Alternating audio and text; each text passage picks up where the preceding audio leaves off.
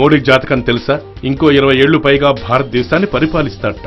మొదట్లో మోడీని అందరూ ద్వేషిస్తారట. తర్వాత అందరూ అతని మార్గంలో నడిచి జేజేలు పడతారట. ప్రపంచంలోనే భారతదేశాన్ని నంబర్ 1 పొజిషన్ లోకి తీసుకొస్తాడని ఫ్రెంచ్ జ్యోతిష్యుడు నాస్ట్రాడామస్ 9వ శతాబ్దంలోనే చెప్పారట. ఇప్పుడు ఆ వివరాలు నరేంద్ర మోడీకి దగ్గరగా ఉండటంతో సోషల్ మీడియాలో విపరీతంగా ఆ వివరాలు చక్కరగొడుతున్నాయి.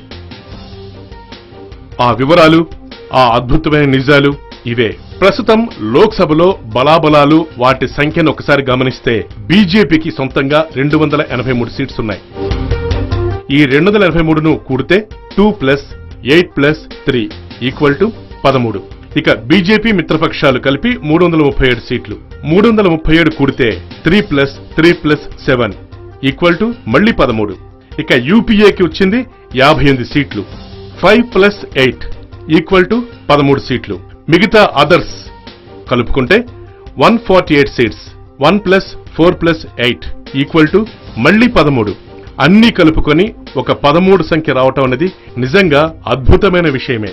నాస్ట్రాడామస్ అనే ఫ్రెంచ్ ప్రవక్త మోడీ గురించి ఇలా రాశాడు. అదేంటంటే 2014 నుంచి 2026 వరకు ఒక మనిషి ఇండియాను నడిపిస్తాడు. ప్రజలు మొదట్లో ఆయన్ని ద్వేషిస్తారు, కాని తర్వాత ఆయన్ను అత్యంతగా ప్రేమిస్తారు. ఆయన తన దేశాన్ని దురవస్థ నుంచి కాపాడటానికి తగిన మార్గనిర్దేశం చేస్తాడు.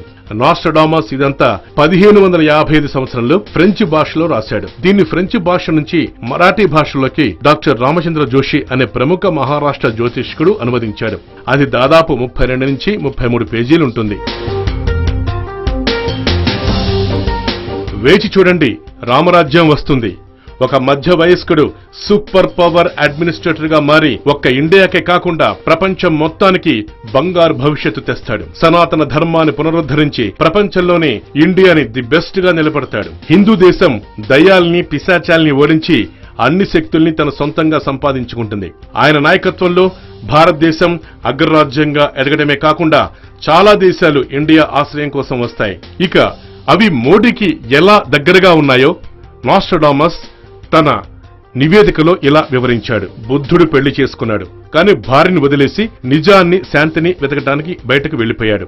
ఆయన భార్య ఒంటరిగానే జీవించింది. ఆయన భార్య పేరు యశోధర. మహావీర కూడా వివాహం చేసుకున్నాడు, కానీ ఆయన కూడా భార్యను వదిలేసి సన్యాసిగా మారాడు. ఆయన భార్య కూడా ఒంటరిగానే జీవించింది. ఆయన భార్య పేరు కూడా యశోద. నరేంద్ర మోడీ కూడా వివాహం చేసుకున్నాడు. ఆయన కూడా భార్యను వదిలేసి దేశం కోసం తన జీవితాన్ని అంకితం ఇచ్చాడు. ఆయన భార్య పేరు కూడా యశోధర మరియు యశోదాబెన్. ఇది యాదృచ్ఛికమేనా లేక చరిత్ర రిపీటా?